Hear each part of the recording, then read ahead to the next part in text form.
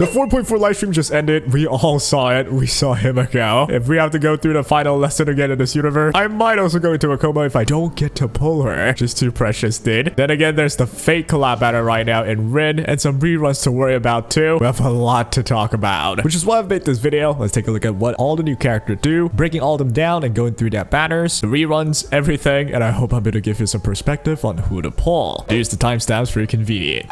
Listen, pulling for characters can be a train wreck like this one, which is why I'd like to introduce a website named Aniba. Aniba offers top-up services that I personally use in order to get the best top-up deals at the best price for the same top-ups that I already planned to purchase. You know I only use the trusted sources, which is perfect since Aniba complies with Hoyo vs top-up service guidelines, and that's the biggest doubt removed. So to get all the hype new characters come in with Aniba, click my link in the description, select your region, purchase the bundle you'd like, enter yours or maybe even a friend's server and user ID, complete the purchase, and voila, your resources are in game, no fussy login required, zero hassle involved. You can even get exclusive cashback for your purchases that you can claim in your Aniba wallet for your next purchase, so it's just more money saved. If you're already planning on spending anyway, Aniba is honestly a good deal and why not give it a look-see? And this actually helps you very much to afford food on the table, and I appreciate your support. Now then, back to the video.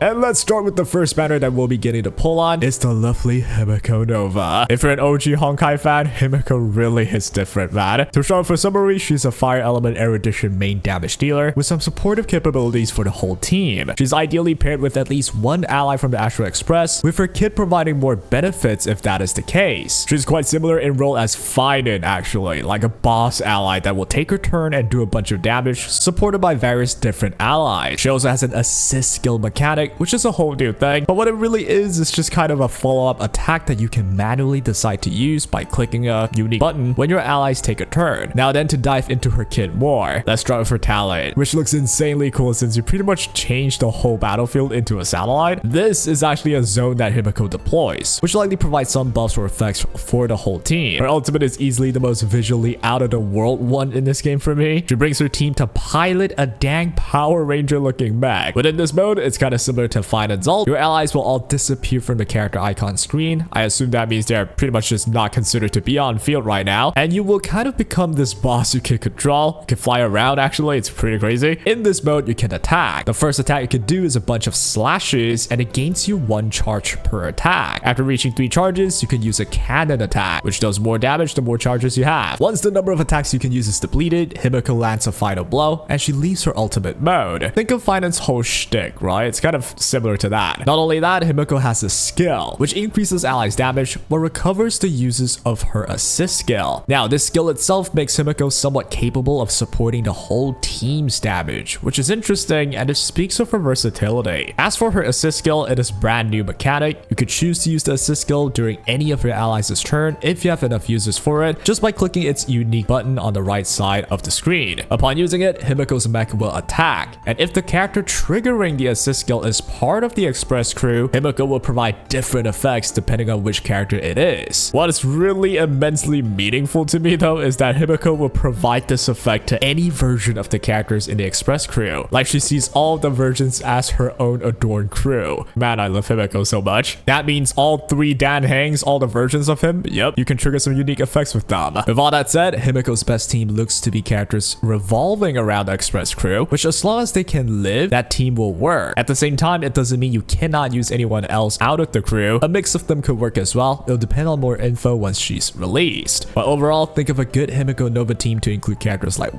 Dan Heng PT for the sustain, maybe the Trailblazer if you somehow have the Trailblazer open and not used in some other teams, or you can mix and match some characters outside of the crew that's generally good, like Sparkle, More Than Exploit, Sunday, Tribi, Bronya, or any general supports that can perhaps even debuff. The performance will vary, but it shows Himeko Nova as a character with a lot of team building options. Not exactly the type where it requires to pull 4 limited banners back to back for a specific archetype. The good about this is that newer players or players that is lacking, say, a third team for endgame modes, Himeko Nova can become a character worth pulling if you're on a budget and you want a workable team quickly. Because you can just pull Himeko Nova with a lot of the free options or generally good characters that you can mostly still get for free or be at least quite accessible to you, like a standard banner Welt or a standard banner Bronya even, or perhaps just a free Pella, slap in a Dan Heng PT, that's that's also free, and suddenly you have the full team. You do ideally want express crew characters. There's probably going to be more criteria that we'll know once we get to know her kit more, but the point is there's going to be a lot of options for Himeko, and pulling her means you should be able to get a team going. On top of all that, with Himeko's generally versatile nature, any future characters that could support generally kind of like a Mordenax Blade or Tribi could, or maybe existing supports that would get a buff in the future. And in fact, if any of the express crew obtained like a new future different version, they could all help improve Himeko Nova's performance because they could all work with Himeko Nova. The bad though is we don't know how much of an improvement Himeko will get down the line, and we also don't know when that'll happen, if it'll happen. Plus, it's almost guaranteed that Himeko Nova at similar investments wouldn't overtake a full-blown perfect Elation team, at least right now. Or well, at least that should be the case since Himeko is more of a generalist with a lot of different allies. While the Elation squad is more like a specialist team, you really want the few specific characters for that team to work, and usually specialist team will have it better in terms of ceiling. So if Himeko beats the Elation squad at similar investment with way less new limited allies needed while still being way more versatile, that would just be pretty ridiculous, right? But hey, I could be wrong. Maybe that is the case. We'll have to see her numbers, which I'll be testing and posting her showcases on the channel next week, so hey, drop a follow. By the way, it's worth noting that Himeko's banner will last for the whole version 4.4, so waiting for the next live stream is definitely one of the best options if you don't have enough resources. In any case, to summarize quick, should you pull Himeko Nova? First of all, absolutely yes if you love Himeko, and gosh dang, I do, and I'll be pulling. Secondly, for pure meta chasers, the answer is actually to wait for the numbers, or just straight up no, you shouldn't pull if you already have enough teams vertically invested already, or at least you have no reason to pull unless you want to go full in E6 on this character. Thirdly, for new players, I actually recommend pulling her if you're not sure what teams you'd like to build yet. Himeko Nova and a lot of free options can work as a team, and it will be functional and it will help you progress well. And fourthly, for everybody else, well, you might have to think twice about Himeko because we have the next big banner, the collab banner in fact with Rin Tohsaka, which is why I do actually just recommend waiting for the whole Himeko banner period to be near its end first, checking out the next live stream and then deciding based on whatever information we have. That's if you're on the fence up to this point. Well, to talk about Rin, we are genuinely cooked when she looks this elegant and cute, and man, she's like the first waifu crush for a lot of people in anime, so I bet there are a lot of people that would break banks for her. E6 is probably the minimum expectation. In any case, let's talk about Rin. To summarize, she's a quantum element erudition sub DPS slash support, mainly for Archer. I say mainly for Archer because in her kit itself, literally she's able to do a whole extra attack if Archer attacked with his skill. So it's obvious that Rin is designed to be used with Archer. Other use cases for Rin is still possible, just not the main design on paper. To jump into her kit, her first talent allows her to hold gem energy. You can see it right below her character icon. She gains it when allies recover or consume skill points, and she also deals more damage as she does gain these gem energy. Upon reaching 15 gem energy, she can choose to use her enhanced skill, which deals damage to all enemies and consumes all gem energy into damage instants. The more gem energy consumed, the more damage instants she'll perform, so the more damage output on this enhanced skill. It's interesting because you could choose to save the gem energy and just use a basic. I don't know if it's limited or not, probably yes, but if it's not limited, you could probably have Rin save like 9,000 gem energy and one-shot anything. I doubt that'll happen though, but that sure would be funny. But so far with just what we've seen from her kit, especially with the enhanced skill, it's actually a really strong aid in AoE situations for an Archer team, since it does hit multiple enemies. Not only that, if you have enough skill points, Rin can actually just consume a lot of the skill points for you with her enhanced skill, adding more damage too. There are probably criteria for this, and by the way, this may open for some fun main DPS Rin ideas, but all that will wait till testing. Next up, we've got Rin's ultimate, which looks awesome. It deals damage to all enemies and recovers 1 skill point. Nothing crazy, but we'll have to see her numbers to know. She also has a second talent, which allows her to launch a joint follow-up attack after Archer's skill, recovering skill points and allowing for even more damage output in an Archer team. With all that said, Rin is designed to be a complement to Archer, especially against AoE situations by just having more damage output coming from herself to just attack multiple targets. She's also able to support Archer directly by generating skill points, which helps Archer play even smoother, shooting 5 arrows as much as Archer can. Plus, Archer will be spending a lot of skill points, which also benefits Rin since she gets gem energy by seeing an ally consuming or recovering skill points. She's also benefited by the Sparkle that's usually tied together with Archer, since Sparkle will recover a lot of skill point, meaning a lot of gem energy for Rin, which is why her best team will likely be Rin, Archer, Sparkle, and a Sustain. And while her alternative option exists, she does look like her main design is to be used with Archer, right? We'll have to see once more of her kits revealed, but on paper, it looks like she should be tied with an Archer team. Now, should you pull Rin? Well, I think most people already have their answer purely by just the IP, which I do respect that a lot. I personally think I'll be going for her too, since she's like the Mona Lisa of tsundere. For meta talks though, she's obviously not a must pull or you fall behind type of character, but more of an addition for Archer mains. Getting Rin means you have the perfect ally for Archer alongside Sparkle, and that will be your full squad. This trio does work with each other well, with decent improvements to the team as a whole. The biggest improvement I would say is during multiple target scenarios where Archer really does struggle. Rin, if she does enough damage, which it looks like she should, will be able to help out that a lot, making an Archer team quite more versatile. This team gets really strong, especially with E2 Sparkle, but if you keep everyone at low Eidolons though, it won't be outperforming the top tier teams we have right now in most cases, especially since Archer can be considered as kind of like an older character already. I see the addition of Rin to be a great complement to Archer, and it gets better with Eidolons, especially on Sparkle, but otherwise there's no burning reasons to pull Rin for meta purposes if you're just really strictly wanting to only pull for the strongest characters ever. Now there's a chance she ends up being completely broken, but based on past records at least, Starreal haven't been suddenly releasing collab characters with just overwhelmingly high numbers that just destroyed the top tier teams outright, so the likely odds is that Rin is great, especially for Archer, but not meta changing. Long story short, I recommend pulling Rin if you main Archer, and even more ideal if you're the type of main that have pulled some Eidolons for the team, like with an E2 Sparkle, and at that point you might even consider pulling Eidolons for say Archer or even Rin depending on how good they are. Otherwise, Rin would be an optional choice. There's actually way longer time for the Fate banners since they stay longer than just one version, so you can actually just chill and wait before deciding if you're on the fence still. Waiting for the next live stream for even more info to see where the power scaling is going with the next version is definitely a wiser choice. If you're a cultured one though, you gotta get the princess and you gotta get her day one. Well, I'm joking by the way, but that's what a lot of people does. You gotta show them you love them, you know? But yep, in any case, next off we have the reruns. Phase 1 of the reruns sees Sparxie, Heng PT, and Evernight. For Sparxie, it's a simple one. If you want to complete the best Werewolf SP team and you're just missing Sparxie, you want to consider pulling her. I actually recommend to complete the full Elation team considering how big of a difference having the full Elation squad is versus not. The Elation path team so far does work really well with specific teammates, so if you already pull for Werewolf SP, I bet you already know that. Sparxie's right here. You want to get that and complete that team. It's worse to just have like a half-built team and then you dip your toes onto a whole different team. It's not that you can't, it's just pretty awkward. As for Heng PT, I do recommend to get his signature if you have leftover pulls, but otherwise it is a skip. He's a free character and everyone should have him. The reason why I would recommend his signature is pretty obvious. It's at least a source of healing, which he doesn't provide in his kit, and that actually shuts him away from being used with some HP consuming characters since he can't heal them, and under some circumstances in really hard stages, you might have a big problem with survival. I'll also say this, I only use my Heng PT with my dot team. I don't have a signature. It works anyway since the shield is thick enough, at least in MOC, Pure Fiction, and Apocalyptic Shadow. You don't have to pull the signature if you have a team that works without touching the health bar. It's just less convenient and more punishing. And as for Evernight, it's a pull mainly for the full Castress Remembrance team. If you're missing just one of her, I always do recommend just completing the full puzzle. Getting that full perfect team, since you're pretty much already halfway deep into the team, just finish it off, you know? They are still one of the strongest in the game, which is why I do recommend it. It's not a team that you would regret getting it complete, and I do think they still have a fairly long shelf life. They'll probably only start to fall off maybe at the next whole version, right? Version 5+. There's also a potential thought of using Himeko Nova with Evernight, which is considered as the express crew since she is March, but the odds are low that you'll want to break your Castress team and snag that Evernight specifically for Himeko, and it will also be kind of ridiculous to pull Evernight just for Himeko unless their effects are out of this world, which I do doubt that, but hey, we'll have to see until Himeko gets released. As for phase 2, we see Cerydra, Anaxa, and Aventurine. Cerydra is a simple choice for Finance mains. If you really want to unlock Finance's full potential, Cerydra is always going to be with him. I would still be only pulling her if you're already committed to Finance, like you have invested E2 with him and you're a hard stan of Finance teams. Then yep, going all in for his ideal best team would be a solid choice, and snagging Cerydra here makes sense. Otherwise though, I wouldn't say you want to force yourself together. The Finance team at low investments aren't exactly incredibly strong or meta defining. He is still good though, and you can beat everything with him. Would I go out of my way to recommend skipping everything for Cerydra for that Finance setup with low investment? I wouldn't think so, but you can if you like the character. For Anaxa, he's still solid, but no longer as dominant as before. I straight up just wouldn't recommend pulling him at this very moment if you care for the meta and pull value, but hey, again, if you love him, he's right there. And then we have Aventurine. This one's actually the one that I would recommend skipping straight up. You have Heng PT. There's low to no reasons for you to go for Aventurine here. If you like the character though, somehow, which it's been a while since we've seen Aventurine, so if he's just that one guy that you really love after all this while and still don't have him, I guess he's here. here. And that is all for today's video. Gosh, that was long. I'll add slightly on the case of Gilgamesh and Saber. I think they are in a similar spot as Rin and Archer. They have functions that work only with each other, and I do think they improve each other's performance to a fair degree. Gilgamesh is free though, so the question is more like, should you pull Saber instead of all the other patterns that we have here for the sake of using Gilgamesh and Saber? The answer is genuinely dependent on numbers. We don't know Gilgamesh's numbers yet, but Saber's numbers we do know. She does leave more to be desired. She isn't terrible, but she is having a rougher time in the meta compared to Archer, so the free Gilgamesh will have to really help her out with damage output for me to say Saber's actually really good and that you should consider pulling Saber because of Gilgamesh. Based on the live stream, Gilgamesh seems to be more like a solo entity though, so perhaps he doesn't even need Saber as much as we think, but with the way of how it works, it really depends on his damage output. If it's really good, then Saber becomes a considerable option. I wouldn't say it's a priority yet though. It'll depend on the numbers, and chances are it won't be over broken. There's just no way they just decide to kick Elation archetype out the way after like